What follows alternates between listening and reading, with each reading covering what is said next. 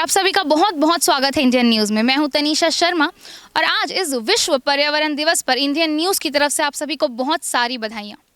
जी हाँ, आज हमारे साथ एक बहुत ही खास मेहमान आए हैं जिन्होंने पर्यावरण की ओर एक बहुत बड़ा कदम उठाया है। बालूराम वर्मा जी, नमस्कार सर। आपको भी सादर नमस्कार। जी, तो सर बिना किसी देरी के आगे बढ़ते हैं। बिल्कुल।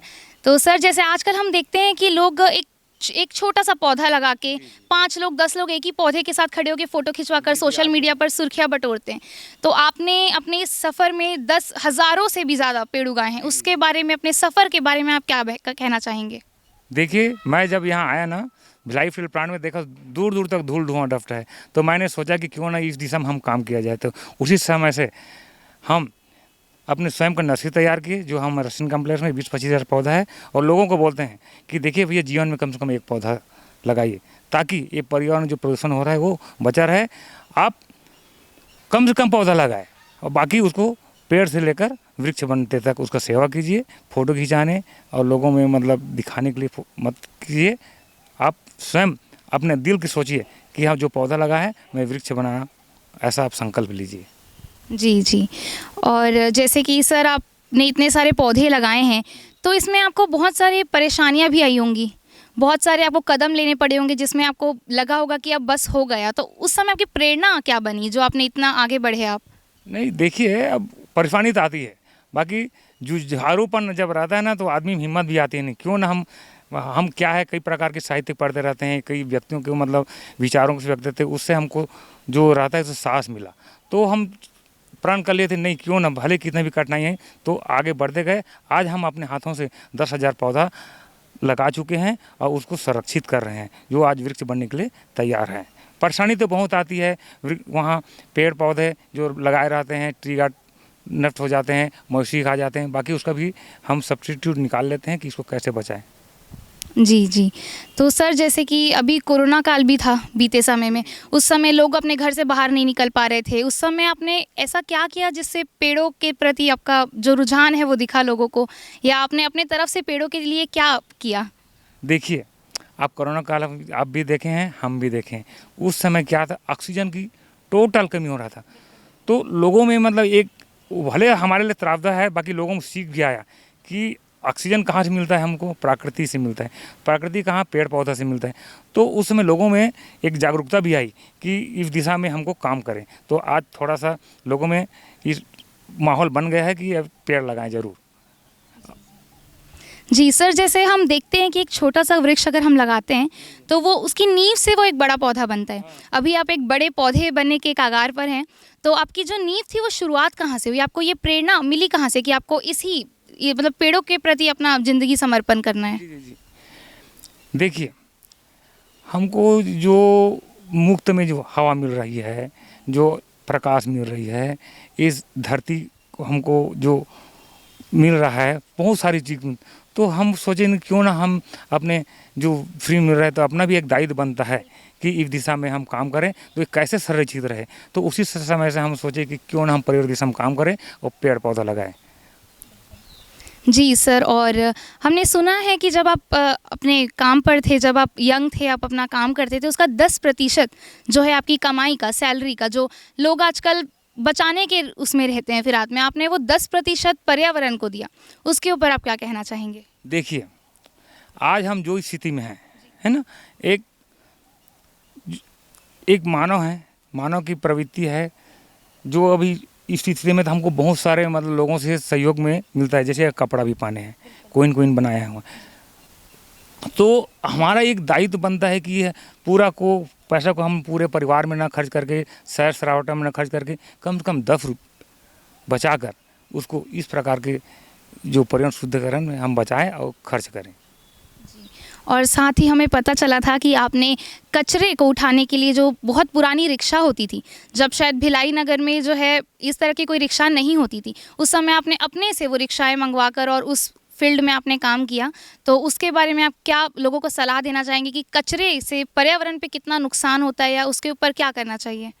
मैं सेक्टर 6 एवेन्यू डी में रहता था। वहाँ एक ब्लॉक में 18 व्यक्ति रहते थे। ऐसी ऐसी हर एक स्ट्रीट में हमने इधर पीछे कहीं कचरा फेंकते थे लोग।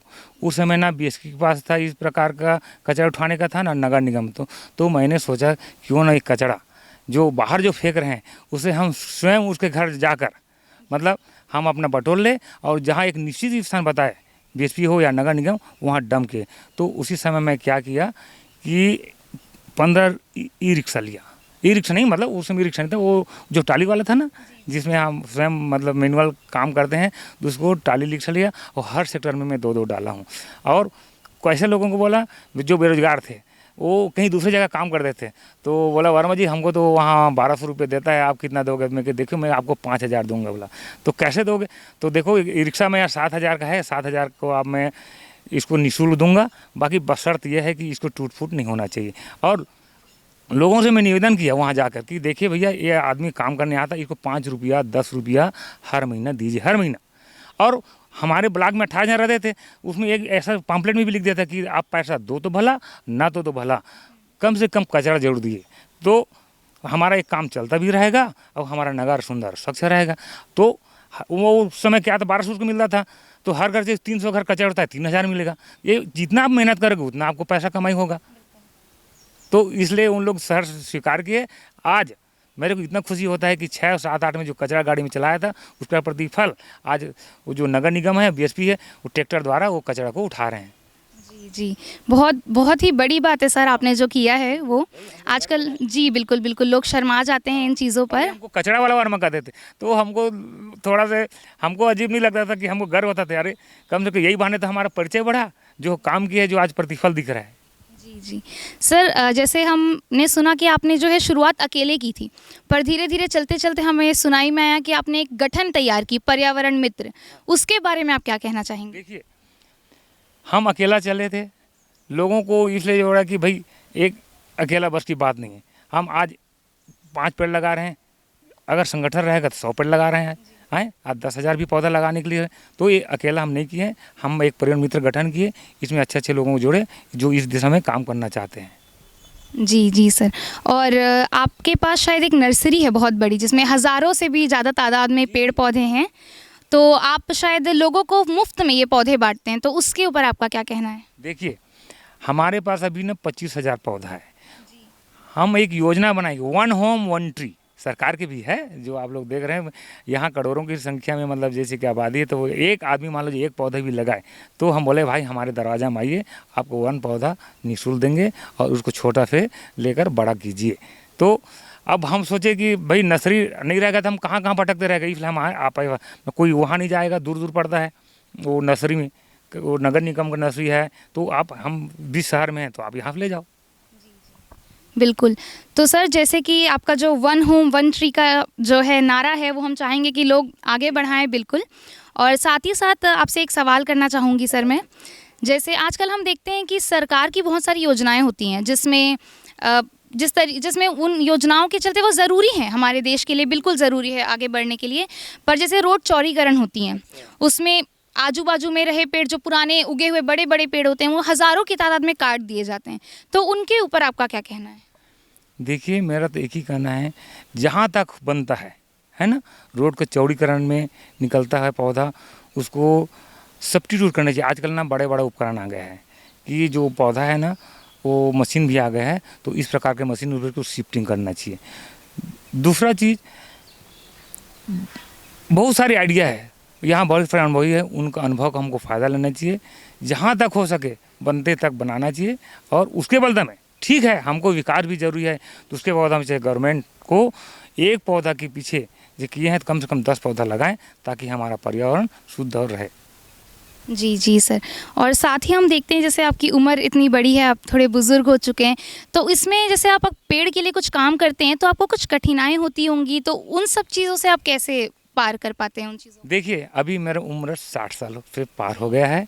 ये स्वास्थ्य का राज मैं बताता हूँ, कोई भी रोग होता है मानसिक 90% रहता है, शारीरिक 10% रहता है, मतलब एक स्वाभाविक है। तो मैं प्रकृति के बीच में रहता हूँ, प्रकृति क्या गुण है, सबको समान भाव से देखता है? तो मेरे में भी वो सब गुण आ गया है, कोई मेरे को छोटे बड़ा नहीं लगता। मैं किसी व्यक्ति का अच्छा गुण को स्वीकार कर लेता हूँ, जो बुरा रहता छोड़ता वो आपके पास रहे भैया है। तो इस प्रकार की भावनाएं आ जाती है, भेदभाव दूर हो जाता है। तो इसके साथ रहने से हमेशा हम शुद्ध आयु लेते रहते हैं और गतिशील रहते हैं। तो एक स्वाभाविक है, हमारा स्वास्थ्य अच्छा रहता है। जी जी सर। और जैसे सर हम देखते हैं कि लोग बहुत बड़ी बड़ी बातें करते हैं, सोचते हैं कि हम करेंगे, उस पर कदम भी बढ़ाते हैं, पर कभी कभी ऐसा होता है कि कुछ चीज़ों के कारण वो रुक जाते हैं, थम जाते हैं, कुछ चीज़ें होती हैं जो उनको तोड़ देती हैं। तो आपके साथ कभी ये सब परेशानी आई या कुछ ऐसा समय हुआ जब आपको ऐसा लगा कि बस अब हो गया, पर्यावरण के लिए मैं और कुछ नहीं कर पाऊँगा, और फिर आप उससे ऊपर आए? ज़रूर, निश्चित है, जीवन में वरना हर व्यक्ति के एक मोड़ आती है वो निराशा की। बाकी हाँ, हम लोग कई महापुरुष को जीवनी के पढ़े हैं, उससे हमको हिम्मत मिलता है कि देखो उसके भी जीवन में मतलब इस प्रकार का है तो कैसे ऊपर उठा।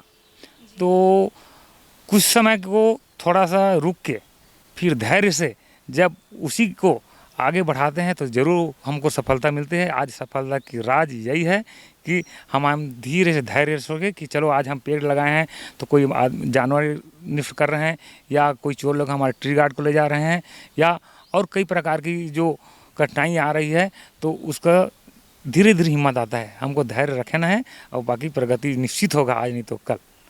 जी, तो जैसे आज विश्व पर्यावरण दिवस है तो शायद ये दिन आपको बहुत पसंद होगा, क्योंकि पर्यावरण के ऊपर आप इतना ज़्यादा। जी जी। तो इस दिन के मौके पर आप हमारी जो जनता है, इंडियन न्यूज़ की जनता, दर्शक है, उनको क्या संदेश देना चाहेंगे? देखिए, मैं सभी व्यक्ति से बोलता हूँ कि मैं जो कर रहा हूँ, एक खैर मैं अपना अहंकार से बात नहीं कर रहा हूँ, एक एक पौधा नहीं लगाया हूँ, 10,000 पौधा लगाया हूँ। तो कैसा लगा, मैं अभी बताया कि संगठन में शक्ति होती है, तो लोगों को जोड़िए और अपने हो सके। मैं बताया ना, हमारा जो 100% है तो 10% आपका नहीं है, क्योंकि ये जीवन है, इसमें बहुत सारा का सहयोग रहता है कि हमारा एक दायित्व बनता है, तो एक मत होना चाहिए। तो सबको इस प्रकार का एक योजना से चलेंगे तो आज हम जो कर रहे हैं ना, बिल्कुल करें। बोलते वर्मा जी आप बीएसपी में नौकरी हो तो आपके पास बहुत पैसा अच्छा से आमदनी था, तो आप कहें नहीं वो ठीक, आप 100 रुपये भी कमा रहे हैं ना, 10 रुपये आपका नहीं है, क्योंकि आप जिस स्थिति में है उसमें आपको बहुत सारा सहयोग, फ्री में वायु मिल रहा है, प्रकाश मिल रहा है। तो हमारा एक दायित्व बनता है कि इस व्यवस्था को बनाए रखें और उस 10 रुपये को आप इस प्रकार के में उपयोग कीजिए। हमारे एक लोगों से दर्शक के पास जाए संदेश कि फल खाओ गुठली दो। मैं नर्सरी कैसे इतना तैयार कर लोगों से निवेदन करता हूँ, भाई जो भी फल खाते हो आप गुठली को सुखाकर मेरे को सौंप दीजिए, उसका नर्सरी तैयार करूँगा, उसको मैं आपको दूंगा। दूसरा चीज़, जो भी आप फल खाते हैं उसको कचरा मत डालिए, या तो आप रखो या हमारे पास दे दो।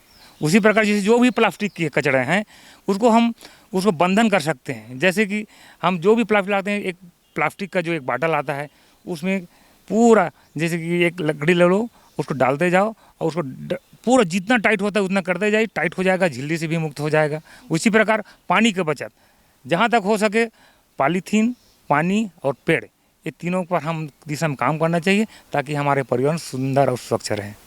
जी जी। तो फिलहाल के लिए इतना ही। हम बहुत बहुत धन्यवाद करते हैं बालूराम वर्मा जी का, जिन्होंने अपना कीमती वक्त निकाला और इंडियन न्यूज़ के लिए हमें दिया, और आपके पर्यावरण जो आगे आप इसमें कर रहे हैं सर, उसके लिए बहुत बहुत शुभकामनाएं आपको। मैं भी धन्यवाद देना चाहता हूँ, जो उस काबिल तक मुझको आप लोग एक ही है प्रेरणा के हमको प्रेरित होते हैं, इससे हमारे कार्य में गति होते है। हमारे जो कार्य को लोग बाग को अच्छा से आप लोग प्रस्तुत करते हैं, तो हमको खुशी हुआ। आज बहुत बहुत साधुवाद, आप लोग को धन्यवाद, शुक्रिया। जी शुक्रिया सर, आपका भी बहुत बहुत धन्यवाद।